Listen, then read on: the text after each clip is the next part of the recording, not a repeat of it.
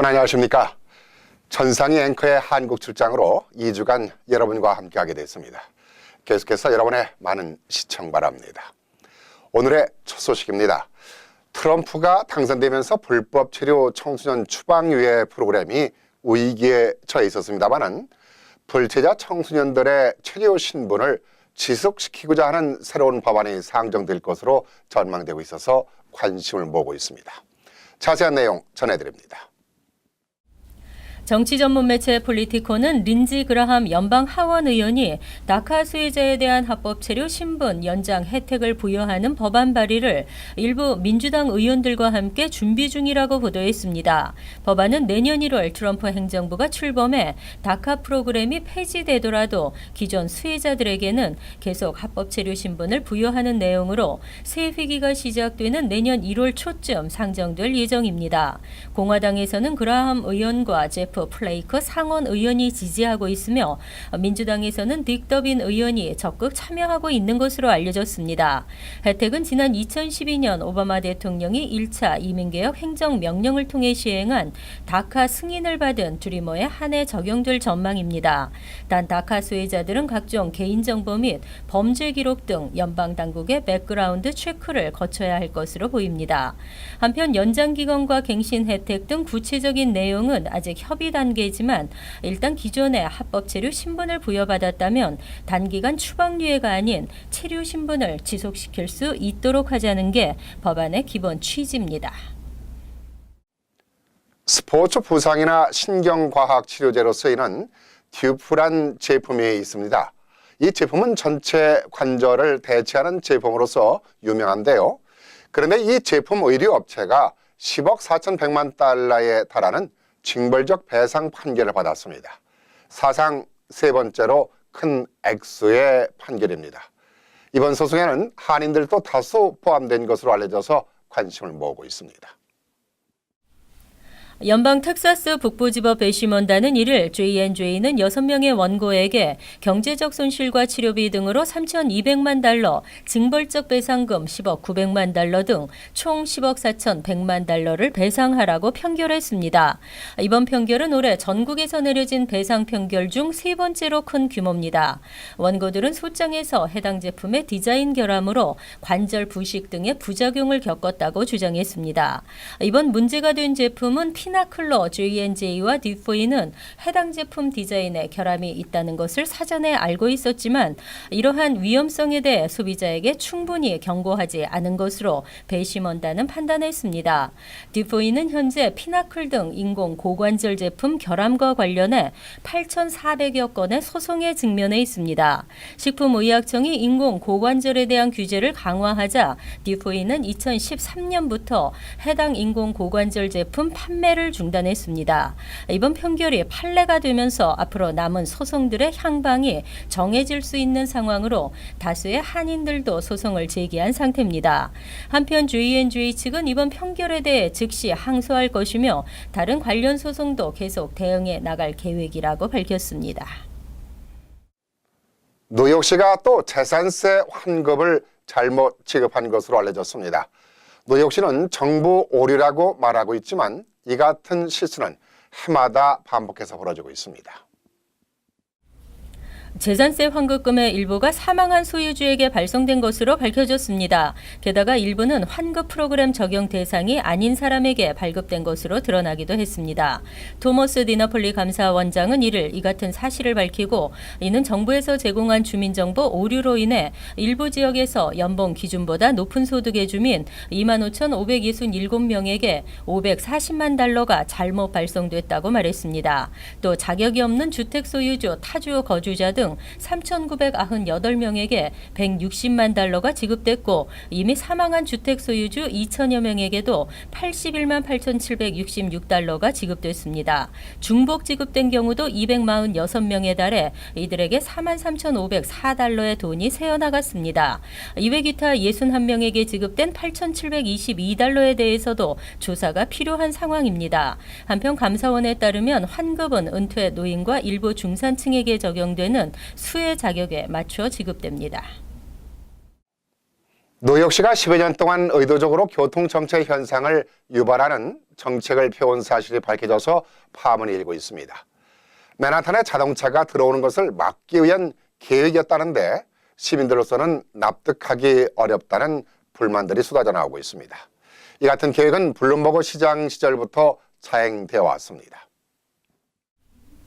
뉴욕 포스트는 전직 뉴욕 시경 고위 관계자들을 인용해 마이클 블룸버그 전 시장과 빌 드블라지오 시장 정부가 고의로 교통 정체 현상을 불러일으키는 조치들을 취해왔다고 3일 보도했습니다. 이는 시민들이 맨해튼 내 차량 운전을 회피하도록 하고 대중교통과 자전거 이용을 유도하기 위해서라는 겁니다.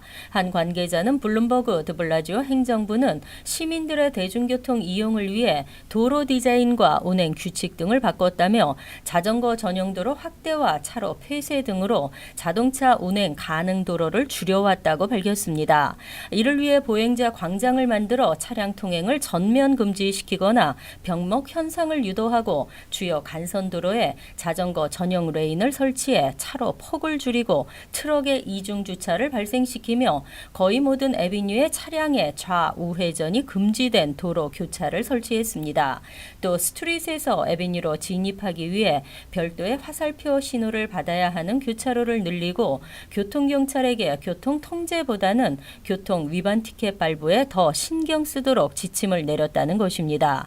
그 결과 현재 하루 평균 맨해튼으로 진입하는 자동차와 트럭이 2010년에 비해 4만 5천 대가량 줄었다고 신문은 보도했습니다. 하지만 올 들어 정작 보행자 교통사고 사망자는 더 늘어나는 추세라고 신문은 비난했습니다. 뉴욕 주정부가 부당한 환기시설을 의무화하자 한인 네일업계가 뉴욕 주정부를 상대로 이를 무효화시키는 소송을 제기했습니다. 그런데 가처분 심리 일정이 내년 1월 22일로 연기됐습니다. 심리 일정이 연기된 것은 오히려 한인 네일업계에 유리하다는 입장입니다. 뉴욕 한인 네일협회는 4일 주정부가 이번 달 22일에 있을 환기시설 설치 의무화 소송에 대한 심리를 내년 1월 22일로 또 연기 요청을 했다고 밝혔습니다. 또 법원이 주정부의 요청을 받아들임으로써 심리 일정은 또 한 차례 연기됐습니다. 한인 네일사롱 업주 김 씨가 지난 10월 최초 제기한 소송의 심리는 원래 지난 11월 17일 열릴 예정이었으나 주정부 측의 요청으로 연기되면서 이달 22일로 결정된 것입니다. 하지만 이마저도 또 연기돼 심리 일정은 내년이 됐습니다. 이에 대해 한인 네일업계에서는 주정부가 여러 차례 심리 일정을 연기하는 것은 원고 측에 유리하다는 판단을 하고 있기 때문으로 분석했습니다. 판결이 늦어지는 것이 불리하지 않은 것으로 평가되고 있습니다. 한편 업계에 따르면 현재까지는 업주가 바뀌거나 신규 라이센스 신청 시 환기시설 설치와 관계없이 라이센스가 발급되고 있습니다. 뉴저지 팰리세이드 파크하면 한인 동포 사회 최대 밀집 지역이라 불리죠. 그런데 이 지역의 중심 도로라고 하는 브로드 애비뉴가 신호등 문제로 보행자들이 늘 위험에 노출해 있었다는 지적이 있었습니다. 타운 정부는 늦게나마 표지판과 신호등을 추가 설치를 해서 보행자들을 보호하겠다고 나섰습니다. 펠팍타운 크리스 정시 의장은 2일 타운에서 횡단보도 신호등 추가 설치에 대한 논의가 이루어졌고 주정부에서 지원 예산이 승인되는 대로 횡단보도 신호등 절차에 들어갈 예정이라고 밝혔습니다.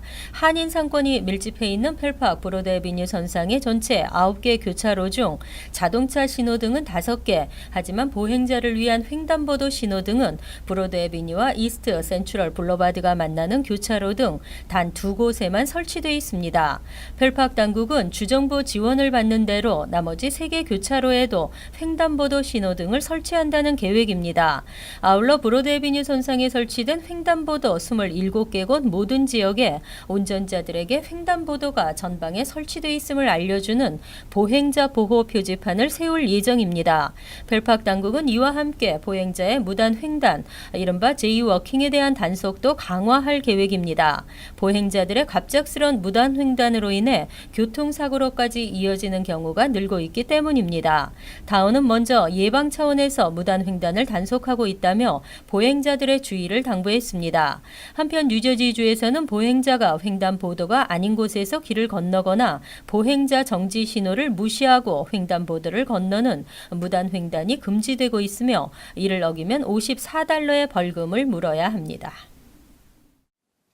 마리화나가 만성 통증 환자들에게는 의학적으로 치료에 효과적인 것으로 밝혀짐에 따라서 처방을 받을 수 있게 됐습니다. 뉴욕주 보건국은 이를 기존 의료용 마리화나 처방 가능 질환에 만성 통증을 추가하겠다고 발표했습니다. 뉴욕주에서는 현재 암과 에이즈, 파킨슨, 루게릭, 간질과 다발성 경화증 등 10가지 중증 질환이나 난치병에만 의료용 마리화나 처방을 허용하고 있습니다. 여기에 내년부터는 의료용 마리화나 처방 범위가 대폭 확대되는 것입니다. 보건국은 만성 통증의 용어의 구체적인 정의와 내용은 수준내에 발표하고 이에 대한 규정은 내년 초쯤 확립할 계획이라고 밝혔습니다. 뉴욕주는 올해 1월부터 웹사이트를 통해 의료용 마리화나 환자들의 신청을 받고 자격을 갖춘 신청자들에게 아이디를 발송하며 의료용 마리화나를 처방해 왔습니다. 이미 수천 명의 환자들이 의료용 마리화나를 통해 도움을 받고 있는 것입니다. 하워드 주커 주 보건국장은 과학적 검증을 거친 결과 만성 통증 환자들에게 의료용 마리화나 사용은 확실히 도움이 된다는 사실이 입증됐다고 말했습니다. 한편 보건국의 이 같은 결정에 따라 그간 뉴욕주의 의료용 마리화나 처방이 지나치게 제한적이라고 불평해왔던 의료용 마리화나 옹호자들은 반색하고 있습니다. 내년 대학 입시부터 영어 학습생에게 추가 시간을 주고 특수 아동들에게는 별도 장소에서 시험을 볼 수 있도록 편의가 제공된다고 합니다. 평등한 환경에서 제공되기 때문에 훌륭한 시행이 아닌가 생각합니다. 칼리지 보드는 이를 연방 법무부의 권고에 따라 영어 학습생과 특수 아동이 시험을 보는데 일반 학생들과 차별 없이 평등하게 시험을 볼 수 있도록 하는 정책을 내년부터 시행한다고 밝혔습니다. 칼리지 보드사에 따르면 우선 내년 1월 1일부터 SAT, PSAT-10과 PSAT 그리고 AP 시험 등에 응시하는 영어 학습생들에게 시험 전 수업일에 제공되는 시험 유의사항이 한국어를 비롯한 제2 외국어로 제공됩니다. 또 신체 및 정신적 장애가 있는 특수 아동은 일반 응시생들과는 별도의 시험을 치를 수 있습니다. 이어 내년 가을쯤에는 각 주마다 수업일에 실시되는 시험 때 ELL 수험생들에게는 30분에서 1시간가량의 시간이 더 주어집니다. 데이비 콜맨 칼리지 보드 CEO는 이번 정책으로 일반 학생들에 비해 불리한 상황에 처해 있는 영어 학습생과 특수 아동들이 평등한 환경에서 시험에 응시할 수 있게 될 것이라고 밝혔습니다. 네, 이어서 로스앤젤레스 지역 한인사회 소식입니다. 캘리포니아주 항소 법원이 일본계 극우단체 회원들이 제기한 글렌데일시 평화의 소녀상 철거 소송에서 또다시 원고 패소 판결을 내렸습니다. 법원은 소녀상을 철거해야 한다는 원고의 주장은 표현의 자유를 침해한다는 것에 해당한다며 이같이 판결했다고 전했습니다. 역사의 진실을 요구하는 글로벌 연합이라는 일본계 극우단체는 지난 2014년 LA 지방법원에 소녀상 철거 소송을 제기했으나 소송이 각하되자 캘리포니아주 연방 항소법원에 항소를 제기했다가 이번에 패소 판결을 받았습니다. 일본계 극우단체는 캘리포니아주 1심 법원에 글렌데일 시의회 등이 소녀상 동판에 새겨질 내용에 대해 표결을 하지 않았다는 이유로 행정적 태만을 주장하며 소송을 제기했으나 이 역시 지난해 2월에 기각됐습니다. 이로써 이번 판결을 포함해 지금까지 일본계 극우단체 회원들은 연방법원과 캘리포니아주 법원에서 2심까지 모두 패소했습니다. 연세대학교 김용학 총장이 미래 인재 육성을 위한 교육 개혁을 강조했습니다. 남가주 동문회 행사 참석차 LA를 방문한 김용학 총장은 오늘 LA 한인타운에서 기자 간담회를 갖고 미래 인재를 발굴하기 위해 교육과 연구, 사회 공헌을 위한 다양한 계획을 추진 중이라고 밝혔습니다. 특히 김용학 총장은 미래를 나아가는 핵심 가치로 기독교 정신, 창의성, 연결성으로 이어지는 이른바 3C를 제시하며 이와 관련한 사업에 역점을 두고 있다고 강조했습니다. 지난 2월 취임한 김용학 총장은 연세대 최초의 사회학과 교수 출신으로 국무총리 인문사회위원회, 대통령 직속 국가정보화 비전위원회 등 한국 정부 기구에서도 다양한 경력을 쌓아왔습니다. 월드리포트입니다. 인도에서 특이병을 앓고 있는 소년이 특별한 외모 덕분에 신이라 불리고 있다고 합니다. 하지만 치료가 시급해 보입니다. 인도 펀자브주에 사는 6살 소년 프란슈. 알 수 없는 질병 때문에 머리가 부풀어 오르면서 눈이 양쪽으로 벌어질 정도가 됐지만 그런 특이한 외모 덕에 신이라 불립니다.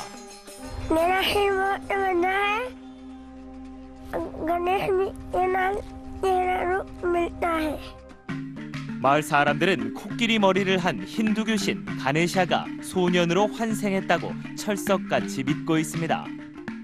ਇਹਨੂੰ ਲੋਕੀ ਬਹੁਤ ਮੰਨਦੇ ਆ ਬਹੁਤ ਪੂਜਦੇ ਆ ਬਹੁਤ ਲੋਕਾਂ ਦੀਆਂ ਮਨੋਕਾਮਨਾ ਪੂਰੀਆਂ ਹੁੰਦੀਆਂ ਲੋਕੀ ਆ ਕੇ ਸ਼ਰਧਾ ਨਾਲ ਮੱਥਾ ਟੇਕਦੇ ਆ 머리는 계속 부풀어 오르고 걸음도 제대로 걷지 못하는 프란슈. 하지만 프란슈는 자신의 특별한 외모가 오히려 축복이라고 말합니다.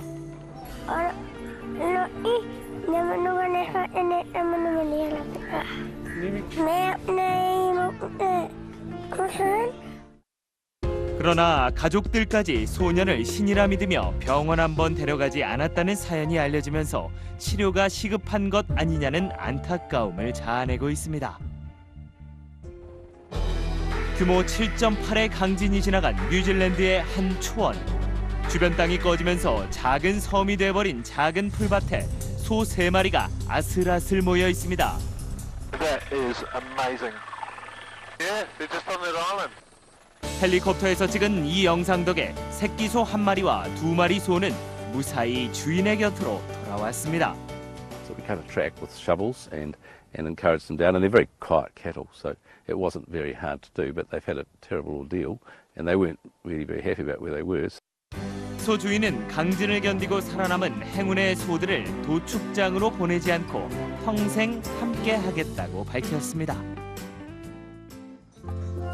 중국 장시성의 한 흑염소 농장. 그런데 흑염소 무리에 원숭이 1마리가 함께 살고 있습니다. 흑염소의 등에 올라타 목을 꼭 껴안은 새끼 원숭이. 염소들이 산에 올라가 풀을 뜯을 때도 꼭 붙어서 떨어지지 않습니다.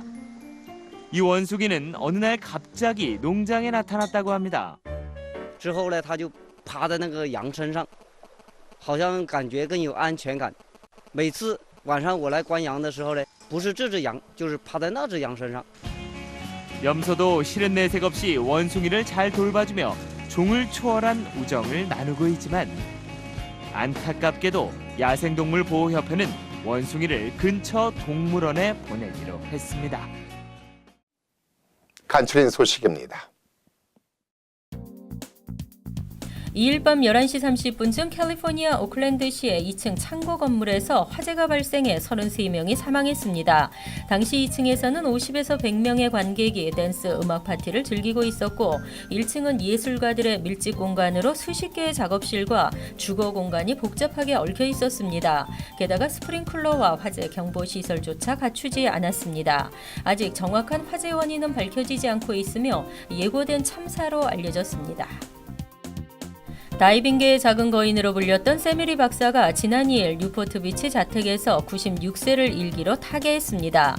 1920년 프레즈너에서 한국인 이민자의 아들로 태어난 고인은 157cm의 단신으로 올림픽 다이빙 종목에서 2개의 금메달을 따내며 세계 다이빙사에 한 획을 그었습니다. 당시 다이빙은 백인의 전유물로 여겨졌기에 고인의 업적은 더 빛났습니다. 의대를 졸업하고 군의관으로 입대해 선수 생활을 이어갔던 고인은 이듬해 올림픽 정상에까지 올랐던 것입니다.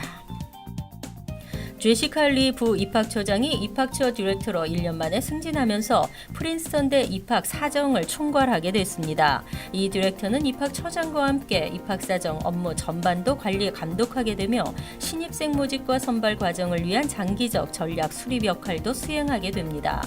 대학 측은 한인인 이 디렉터가 신입생 선발에 있어 인종 및 사회 경제적 다양성 강화에 큰 기여를 할 것으로 기대했습니다. 뉴저지주 전기요금이 앞으로 3년간 사실상 동결됐습니다. 전력공급업체는 허리케인 샌디의 피해 복구 비용 충당을 위해 2017년 2월 1일부터 약 3년 동안 전기요금을 0.7% 올리는 인상안을 주정부에 제출했습니다. 인상안이 승인되면 월 평균 116달러 5센트인 뉴저지 주민의 전기요금은 116달러 86센트로 81센트 소폭 증가하게 됩니다. 이번 전기요금 인상으로 샌디 피해 복구 공사 기한을 앞당길 것으로 기대하고 있습니다.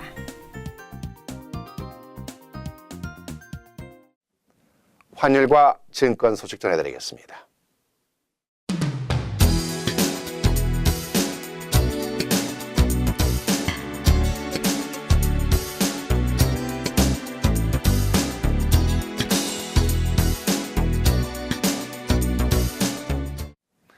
이어서 날씨입니다. 화요일은 차차 흐려지면서 오후 늦게 비가 내리겠습니다. 낮 최고 기온은 46도, 섭씨 8도, 밤 최저 기온은 43도, 섭씨 6도로 예상됩니다.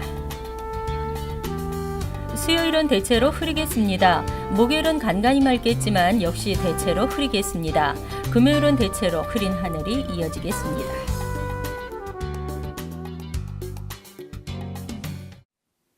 네, 날씨가 춥습니다. 건강 유의하시기 바랍니다. 채널K 뉴스를 마치겠습니다.